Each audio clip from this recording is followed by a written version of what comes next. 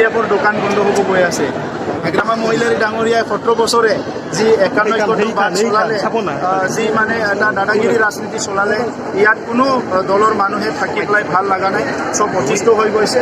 আৰু এতিয়া দিলু শৰ্মা ডাঙৰীয়া BPFৰ ছেক্ৰেটাৰী আছিলে, এজন মানে সন্মানীয় গোৰ্খা লিডাৰ আছিলে, তেখেতে আজি আহি আমাৰ দলত যোগদান কৰিছে আৰু তেখেতৰ লগত বহুত সতীৰ্থ আজি আমাৰ লগত যোগদান কৰিছে। আৰু এইটোৱে ইংগিত বহন কৰিছে কি BPFত আৰু কোনো নাথাকে, লাহে লাহে চব এৰি আহিব আৰু UPPL সদায় শক্তিশালী হৈ যাব। এই নিৰ্বাচনত যি 12টা ছিট আছে, ইয়াৰ ভিতৰত আমি ডাইৰেক্ট 8টা ছিটত কণ্টেষ্ট কৰিছোঁ, 8টা জিকি যাব।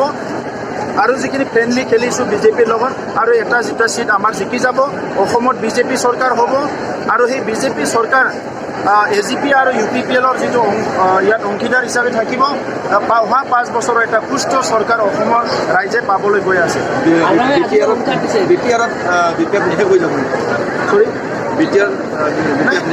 BPF নিক্ষেপ হ'বলৈ গৈ আছে।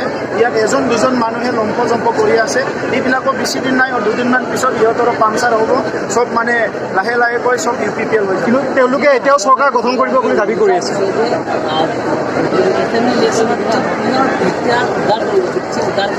BTC উদ্ধাৰ কৰিবলৈ একো নাই, BTC অলৰেডি আছে ইয়াতে।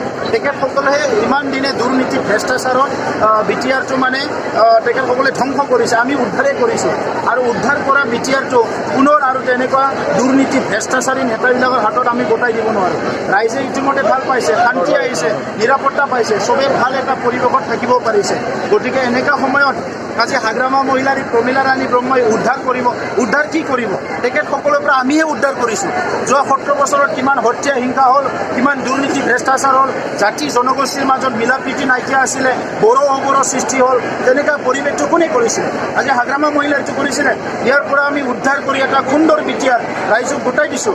আৰু ইয়াৰ পিছত এতিয়া পুনৰ এই BTRটো ধ্বংস কৰি হাগ্ৰামাৰ হাতত গোটাই দিবলৈ কোনো নিবিচাৰে।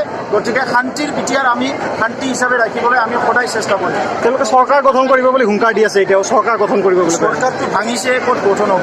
তেখেতৰ আৰু চৰকাৰ নাহে।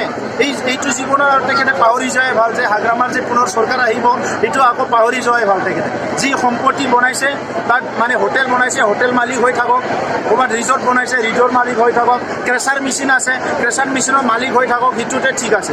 যোৱাকালি প্ৰমীলা ৰাণীয়ে মন্তব্য কৰিছে যে BTR চুক্তিত খুঁত থাকি যোৱাৰ কাৰণে নতুন উগ্ৰপন্থী সংগঠন জন্ম হৈছে। এই নতুন উগ্ৰপন্থী কোনোবা ৰাজনৈতিকভাৱে আজি জন্ম দিছে, এই কথাটো IB য়ে জানে, গভৰ্ণমেণ্টে জানে।